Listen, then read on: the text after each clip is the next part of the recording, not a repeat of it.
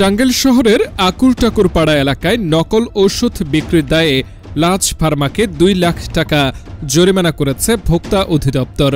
রোববার বিকেলে জেলা ভোক্তা অধিদপ্তরের সহকারী পরিচালক আসাদুজ্জামান রোমেলের নেতৃত্বে এ অভিযান পরিচালনা করা হয়।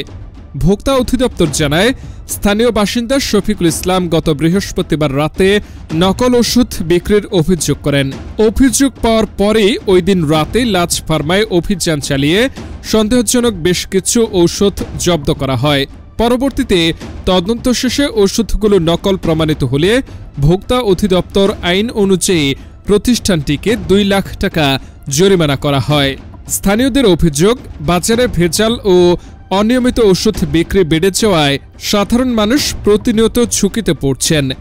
এদিকে জরিমানা করা হলে লাজ ফার্মার পক্ষ থেকে দাবি করা হয় তাদের সাপ্লাইকারী প্রতিনিধি প্রতারণা করেছেন, ভুলবশত এসব ওষুধ দোকানে এসেছে।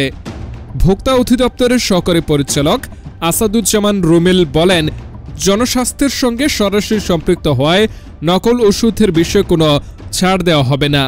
অভিযোগ পাওয়ার পরপরই অভিযান পরিচালনা করে ওষুধ জব্দ করা হয় এবং ল্যাব পরীক্ষায় নকল প্রমাণিত হওয়ায় জরিমানা করা হয়েছে।